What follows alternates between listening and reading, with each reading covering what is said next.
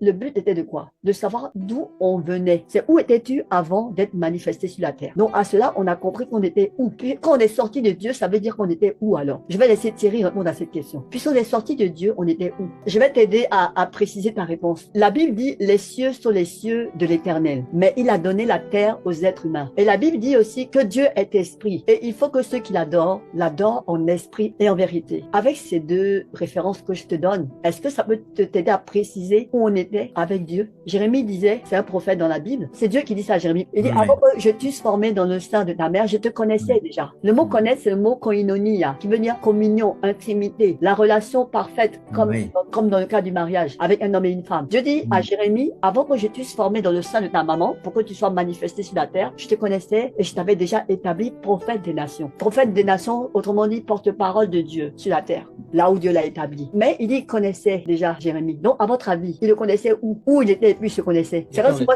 je vois Thierry, je dis, mais Thierry, on s'est pas vu là, on se connaissait donc quelque part. Et puis Thierry dit, mais oui, on s'est vu à Icor. Ah, d'accord, maintenant, je comprends mieux. Voilà. Donc, quand Dieu te dit qu'il te connaissait, c'est où il te connaissait?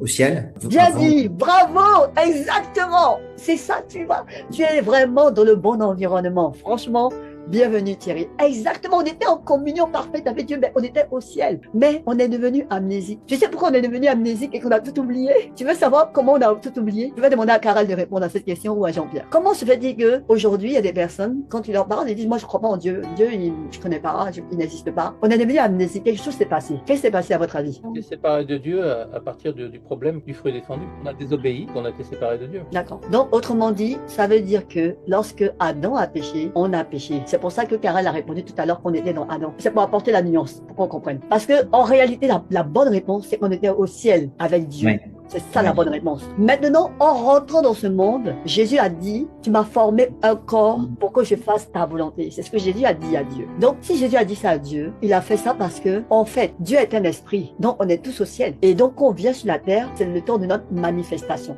Si tu as compris l'histoire de Genèse 1 et 2, tu as lu toute la Bible. Parce que de Genèse 3 à Apocalypse, c'est le plan de réparation, de restauration de ce qui avait été déjà fait en Genèse 1 et 2. Je vais vous dire pourquoi. Quand tu vas en Genèse 2, versets 5 à 7, parce que tout à l'heure, on se souvient bien que quand tu avais lu, Thierry, tu avais dit que quand Dieu a créé les plantes, au verset 11, au verset 12, on a vu que la terre a produit des herbes ayant de leurs semences. Va essayer de lire Genèse 2, verset 5. Lorsque l'Éternel, Dieu, fit la terre et les cieux, aucun arbuste des champs n'était encore sur la terre et aucune herbe des champs ne germait encore. Ah bon? Pourtant, il avait dit tout à l'heure que c'était bon. Tu te rappelles, non, quand tu avais vu ça? Ouais, c'est vrai, ouais. Ah ouais, hein, moi, ça m'a fait réfléchir. Ouais. Mais regarde, la Bible répond à la Bible. Vas-y plus loin, tu vas voir ce qu'il dit. Pourquoi il n'y avait pas ça? Vas-y. Car l'Éternel Dieu n'avait pas fait pleuvoir sur la terre et il n'y avait point d'homme pour cultiver le sol. Ah, c'est exactement ça. Quand j'ai compris ça, je dis, ah d'accord. Donc, en fait, autrement dit, quand Dieu te dit, sois fécond, multiplie, remplis, assujetti, domine, et que Dieu dit, c'était bon, tu te dis, mais je comprends pas, ma vie là, elle n'est pas productive, j'ai trop de problèmes d'argent, ça ne va pas dans mon mariage, mes enfants, ils vont dans tous les sens, il y a trop de maladies, oh, c'est quoi cette vie là, oh, j'en ai marre, au point où il y a des gens, ils veulent se suicider, ils en ont marre. Pourquoi? Parce qu'ils n'ont pas compris ce qui s'est passé en Genèse, alors que Dieu avait déjà dit, de dominer. Quand on dit de dominer, ça veut dire, on domine la maladie, on domine les situations, on n'est plus esclave. Mais là, qu'est-ce qu'on découvre? On découvre que même Dieu a vécu ça. Quand il a créé la terre, à un moment donné, tout ce qu'il a créé là, c'était pas automatique en fait. Il a fallu quelque chose. Et tu vas me répondre à ça, Thierry. Qu'est-ce qui s'est passé? Qu'est-ce qui s'est passé pour que maintenant, ce que Dieu a dit là, soit ainsi? Parce qu'il a dit que c'était bon. Il en fut ainsi et c'était bon. Alors qu'on découvre là qu'il n'y avait pas encore d'herbe, il n'y avait pas d'arbre, il n'y avait rien. Donc qu'est-ce que Dieu a fait pour que ce soit manifesté? Il a fait pleuvoir sur la terre. Ça c'est l'action de Dieu. Donc il y a eu l'action de Dieu, la pluie. Et deuxièmement, il a fait quoi? Il a créé l'homme pour cultiver le sol. Exactement, bravo. Donc il y a eu deux choses. Un, la part de Dieu. Dieu, il va faire pleuvoir sur notre situation. Qu'importe ce qui se passe, on prie pour la pluie du ciel. C'est pour ça il y a un chant qui dit fais pleuvoir, fais pleuvoir.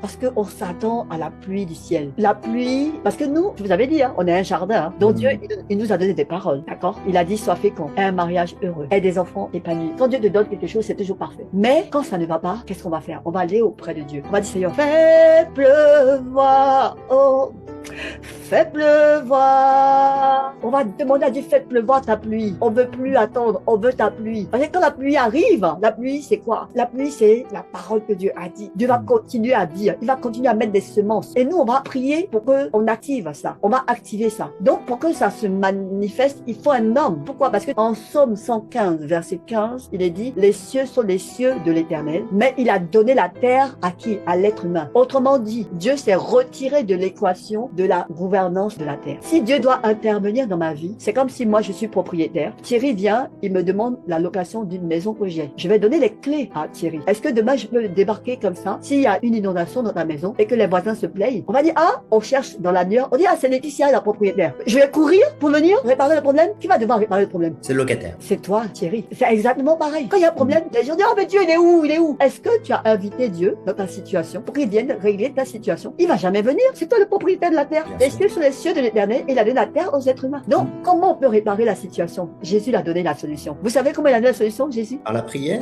Il a dit, tout ce que vous autorisez sur la terre sera autorisé dans les cieux. Tout ce qu'on fait interdit sur la terre sera interdit dans les cieux. La proclamation. Voilà. C'est Dieu dit, tout ce que vous lirez sur la terre sera lié dans les cieux. Tout ce que vous délirez sera délié. Donc le mot exact qui veut dire, ce que je vais proclamer, ce que je vais interdire et autoriser va se faire. C'est pourquoi je ne donne jamais de ma propre bouche des paroles négatives. Je parle avec quelqu'un. Elle dit, ah, moi je suis malade. J'ai dit, non, non, mon corps est malade. Si je me condamne par ma parole en disant que je suis malade, comment je pourrais laisser mon esprit me relever dans la maladie? Parce que la même parole dit, l'esprit de l'homme le relève dans la maladie. Je vous le déclare en vérité, tout ce que vous exclurez sur la terre sera exclu dans le ciel. Tout ce que vous accueillerez sur la terre sera accueilli dans les cieux.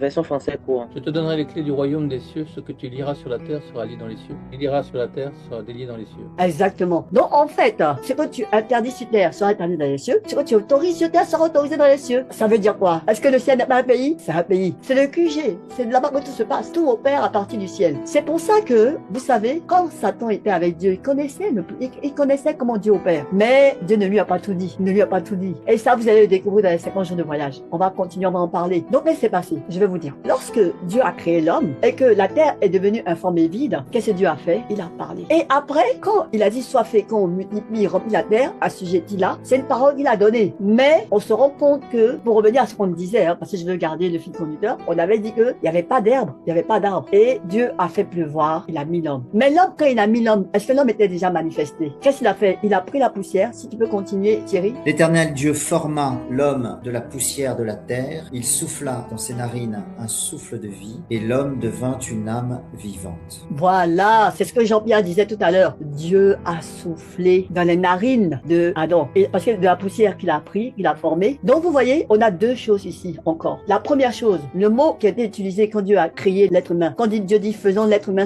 à notre image, selon notre ressemblance. C'est le mot qui veut dire créer à partir de rien. Maintenant là, le mot qui est utilisé, c'est le mot qui veut dire créer à partir de la terre, formé. C'est exactement ce qui se passe quand toi et moi, on vient sur la terre et qu'on est manifesté au travers de nos parents biologiques. On est formé à partir d'un corps. Donc, quand Dieu nous a formés, il nous a formés ici. Parce qu'il a mis toute l'humanité qu'il avait créée. En Genèse 1:26, il l'a mis quand il a soufflé dans les narines d'Adam pour que Adam devienne une âme vivante. Il avait dit âme vivante. Et c'est exactement pourquoi on peut dire ce que Jean-Pierre avait dit tout à l'heure. Quand Adam péchait, nous aussi on péchait. Parce qu'on était déjà dans Adam. Et moi, quand j'étais dans mon père, si mon papa, je nais en prison, on dit mais l'enfant il est né en prison, sa maman était enceinte, il est né en prison. Parce que sa mère était déjà en prison, elle a couché là-bas. Donc lui aussi il est prisonnier parce que sa mère.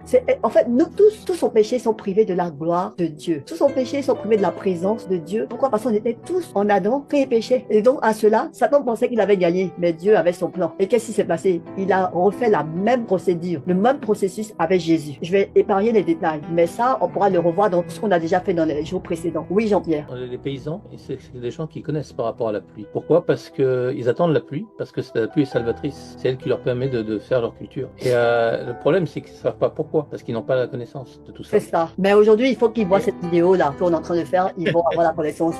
Et autre chose, c'est que tu parlais du football. Tu parlais que les gens encensent les gens parce qu'ils font ce qui est juste. Parce qu'il y a une gloire du football et une gloire de ceci. En fait, ce qu'ils ne se rendent pas compte, c'est qu'ils encensent ce pourquoi. Voilà. Et en fait, quand ils se plaignent que ça ne marche pas, ou ils se plaignent que quelque chose ne correspond correspond pas, c'est parce que les personnes ne font pas ce qu'elles ont à faire. Exactement. Donc, ça ne marche pas. Wow, exact. Donc les irritations que les gens ont, c'est pas que je dirais qu'elles sont légitimes, parce que la plupart du temps, ils sont agressifs et méchants. Mais quelque part, c'est logique, parce qu'ils constatent quelque chose qu'ils ne savent pas, ils constatent simplement que les choses sont mal faites, mais ils ne connaissent pas le pourquoi c'est mal fait, parce qu'ils ne savent pas que ça n'est pas fait selon Dieu, mais deux, ils se regardent pas dans une glace, parce qu'ils ont exactement le même problème.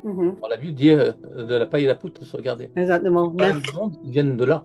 Merci Jean-Pierre. Ils se regardent pas dans un miroir. En fait, la bonne nouvelle, ce qui s'est passé en Genèse 1, 2, c'est ce qui s'est repassé quand Jésus est venu sur la terre. Qu'est-ce qui s'est passé? Jésus a dit, je viens sur la terre pour faire ta volonté. Il dit, tu m'as formé un corps pour que je fasse ta volonté. Quand Adam a échoué, il fallait que Jésus vienne pour que nous, on puisse retrouver notre mission d'origine. Où Dieu dit, sois fécond, multiplie, remplis la terre. Oui, quelqu'un qui sait jouer au football, on l'encense. Bon, les gens se disent, bon, ils acclament, mais on sait pas pourquoi ils acclament. C'est normal. Imaginez un poisson qui nage, et puis tout le monde acclame. Oh, il nage! Le poisson aussi pouvait parler, il a dit, mais pourquoi ils sont tous acclamés? Je nage, c'est normal, je suis créé pour nager. Donc voilà, c'est exactement ça. Quand on fait ce qu'on a à faire, Jésus est revenu pour créer la race de Christ. C'est pour ça que sur la terre, il y a deux races. Jésus est venu pour nous permettre de revenir au commencement. Parce qu'au commencement, il n'en était pas ainsi pour nos foyers, pour nos maisons, pour notre histoire. Et donc, avec les écrivains de l'histoire que nous sommes, et vous dites Amen, si vous êtes d'accord. Amen, amen. Ouais. Hyper.